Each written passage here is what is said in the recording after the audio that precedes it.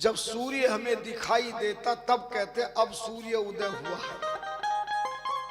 और शाम को सर्दियों में जल्दी छिप जाता, गर्मियों में देरी से छिपता है।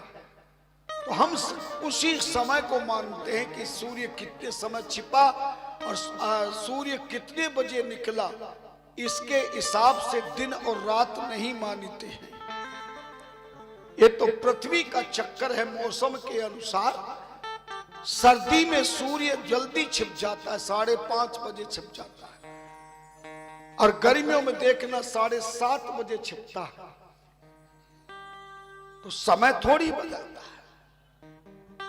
कभी भी किसी भी तिथि का व्रत करो, वार का व्रत करो, सोमवार का करो, गुरुवार बृहस्पतिवार का करो, शुक्रवार का करो, शनिवार का करो, वार हमेशा उसी समय प्रारंभ होता है जब सूर्य उदय का समय होता है। कई बार लोग सोमवार का व्रत करेंगे, कहीं जाना होगा तो सूर्य उदय से पहले सोमवार का व्रत शुरू कर देते, पूजन शुरू कर देते। ज्योतिष के अनुसार कोई भी वार ना घटता है ना बढ़ता है। वार केवल सूर्य के उदय से प्रारंभ होता है और 24 घंटे का होता है। यानी जो भी वार प्रारंभ होगा वो सूर्योदय के समय होगा, और दूसरे दिन का जब तक सूर्य उदय नहीं होगा तब तक वही वार होगा।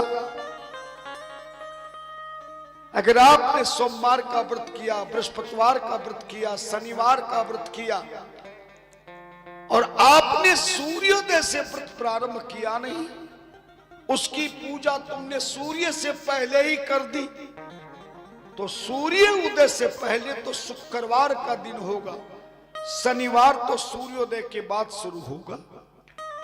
सोमवार का व्रत पूजन आपने सूर्योदय से पहले कर लिया तो बुधवार का दिन होगा, क्योंकि गुरुवार बृहस्पतिवार तो कौन से समय में लगेगा, जब सूर्य उदय होगा।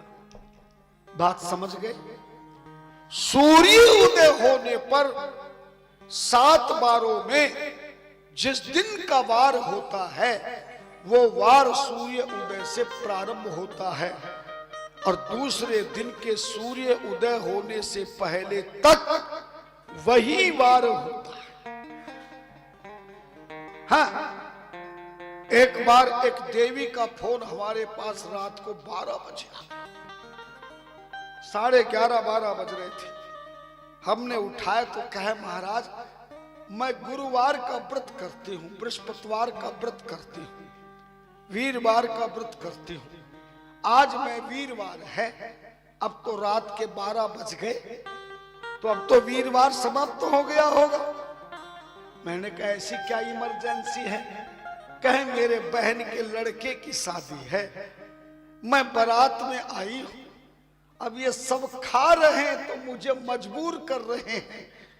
तो मैंने कहा कि मैं अपने गुरुजी को पूछे बिना व्रत नहीं तोड़ूंगी। मैंने कहा देवी रात को 12 बजे खाली तारीख बदलती है, बार नहीं बदलता।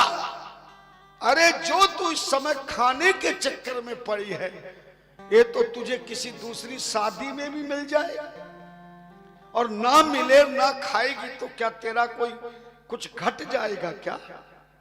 फिर शादी में तो सब तरह की चीजें होती हैं, कुछ भी ना मिले तो सलाद ही खा लो। नहीं, ककड़ी है, गाजर है, खीरा है, घर में मिले ना मिले शादी में जरूर मिलेगी। फल की दुकान भी लगाते हैं लोग शादी में, जूस पी लो, ध्यान देना। पर किसी भी व्रत में कॉफी नहीं पीनी चाहिए। कॉफी में अन्न होता है। मैंने चाय को बनते हुए भी देखा, कॉफी बनते हुए देखा। मैं जब दार्जिलिंग आदि में, आसाम, बीनागुड़ी, जलपाईगुड़ी, तिनसुखिया, अरुणाचल प्रदेश, आसाम में जब कथा करने गया तो वहां मुझे फैक्ट्री वाले ले गए, वहां आम के ही बगीचे, वो चाय के ही बगीचे, हाँ, और वहां की चाय बड़ी गजब की महाराज। मैं 4-5 किलो लाया और जितने दिन वो चाय पी बाद में स्वाद ही नहीं लगा दूसरे। हाँ, मशीन के द्वारा पत्ते होते हैं ये हरे, वहां की देवी यहां ललाट पर टोकरी का पट्टा लेकर के पीछे टोकरी होती, दोनों हाथ से तोड़ तोड़ के डालती रहती। बड़ा अच्छा लगा मुझे वहां। आसाम के लोगों ने भी मेरी खूब कथा सुनी, कई कथाएं हैं महाराज। तो कॉफी में वो कुछ ऐसा केमिकल मिलाते हैं जो गेहूं से बनता है, जौ से बनता है, चने से बनता है, मुझे बताया। इसलिए मैं सभी को मना करता हूं, चाय पी सकते हो, ध्यान देना, लेकिन किसी भी व्रत में या पूजन से पहले कॉफी नहीं पीना चाहिए।